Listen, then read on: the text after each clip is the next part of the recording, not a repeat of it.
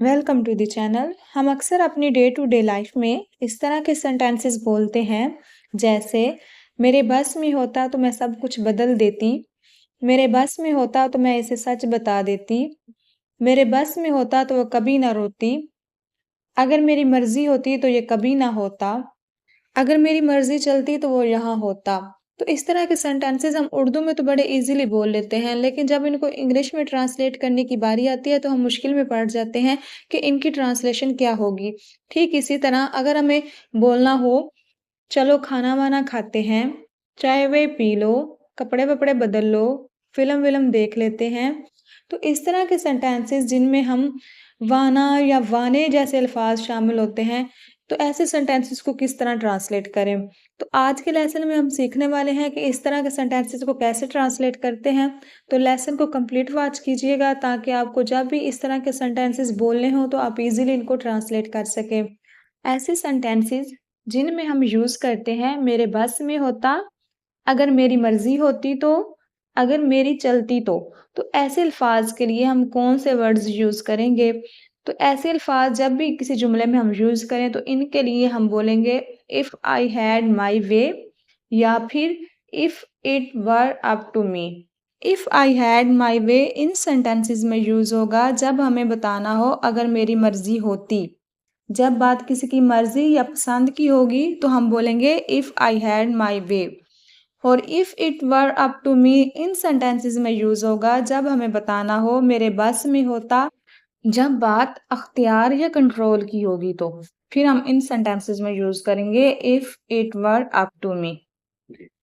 तो ऐसे सेंटेंसेस जिनमें हम मेरे बस में होता या मेरे अख्तियार में होता या मेरी मर्ज़ी होती या मेरी चलती, तो ऐसे सेंटेंसेस के लिए हम if I had my way भी यूज़ कर सकते हैं और if it were up to me, दोनों का मतलब सेम ही है। तो इस तरह के सेंटेंसेस को ट्रांसलेट करने के लिए सबसे पहले यूज़ करेंगे इफ़ आई हैड माय वे, अगर बात होगी मर्ज़ी की तो। अगर सेंटेंस में होगा मेरे बस में होता तो फिर हम लिखेंगे if it were up to me.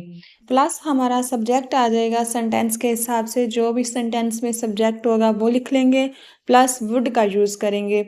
Would का यूज़ हम फ़र्ज़ी सूरत हाल को बताने के लिए, ऐसी हालत जो हकीकत में नहीं हो सकती, ऐसी हालत को ज़ाहिर करने के लिए, तसव्वुराती बात को बताने के लिए, ख्वाहिश को ज़ाहिर करने के लिए हम वुड का यूज़ करेंगे। प्लस हमारा वर्ब आ जाएगा। अगर तो हमारा सेंटेंस प्रेजेंट में होगा तो हम वर्ब की फर्स्ट फॉर्म के साथ एस या एस का इजाफा करेंगे, और अगर हमारा सेंटेंस पास्ट में होगा तो हम वर्ब की सेकंड फॉर्म यूज़ करेंगे, प्लस हमारा ऑब्जेक्ट आ जाएगा। एग्जाम्पल्स की मदद से मज़ीद समझते हैं। जैसे मेरे बस में होता तो वो यहाँ होता। If it were up to me, मेरे बस में होता तो वो यहाँ होता, he would be here. Would का यूज़ हम फर्जी सूरत हाल को बताने के लिए या फिर ऐसी हालत को जाहिर करने के लिए जो हकीकत में नहीं है, तो इसलिए हम वुड का यूज़ करेंगे। इसी तरह अगर हमें बोलना हो मेरे बस में होता तो ऐसे नहीं होता। If it were up to me this would not have happened. मेरे बस में होता तो सब खुश होते। If it were up to me everyone would be happy. मेरे बस में होता तो वो कभी ना रोती। If it were up to me she would never cry.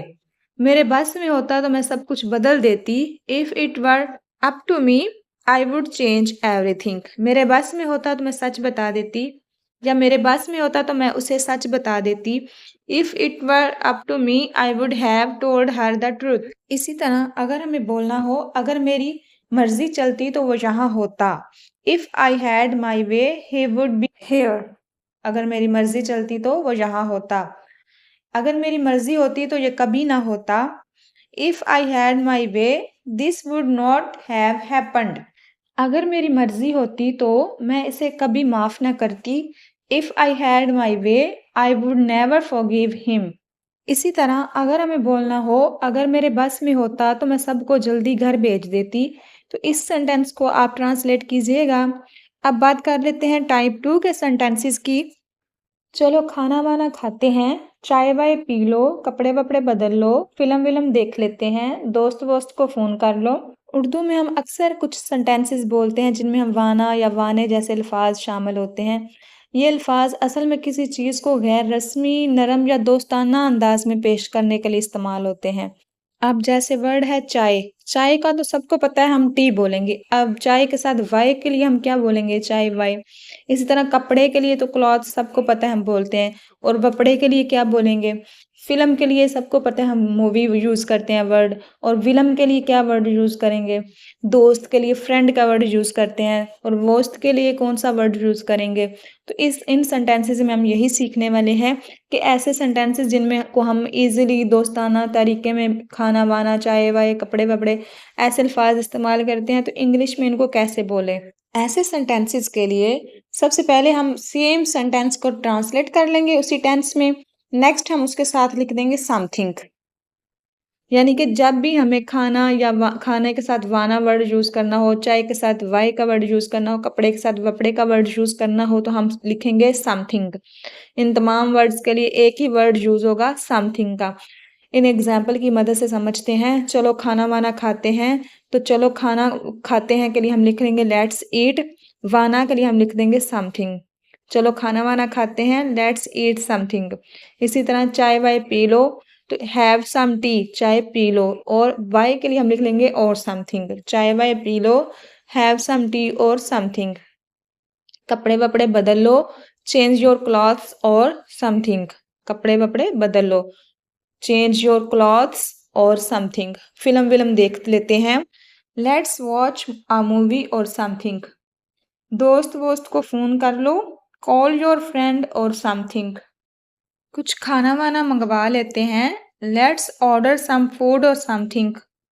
कुछ आराम-वराम कर लो, थके हुए लग रहे हो। गेट सम रेस्ट और समथिंग, यू लुक टायर्ड। कुछ आराम-वराम कर लो, थके हुए लग रहे हो। आई होप आपको समझ आ रही होगी कि किस तरह हम इन सेंटेंसेस को ट्रांसलेट करते हैं। पहले हमने जो सेंटेंसेस सीखे थे एक दफ़ा उनको रिवाइज़ कर लेते हैं। उनमें हमने यूज़ किया था if I had my way का, अगर मेरी मर्ज़ी होती। If it were up to me का, मेरे बस में होता तो। जब भी हमें सेंटेंसेस ऐसे बोलने हो जिनमें हमें बोलना हो मेरे बस में होता तो हम यूज़ करेंगे if it were up to me.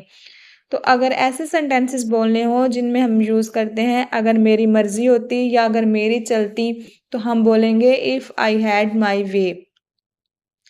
Next हमने सीखा चाय-वाय, पानी-वानी, तो इसके लिए हमने यूज़ किया और समथिंग का, समथिंग वर्ड का यूज़ किया है। इसी तरह अगर हमें बोलना हो घर-वर चलते हैं, तो इस सेंटेंस को आप ट्रांसलेट कीजिएगा कि इस सेंटेंस की क्या ट्रांसलेशन होगी। आई होप आज का लेसन भी आपको अच्छा लगा होगा, कुछ नया सीखा होगा।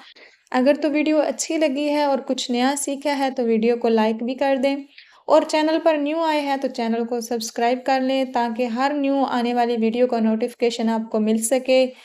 मिलते हैं नेक्स्ट वीडियो में। Thanks for watching.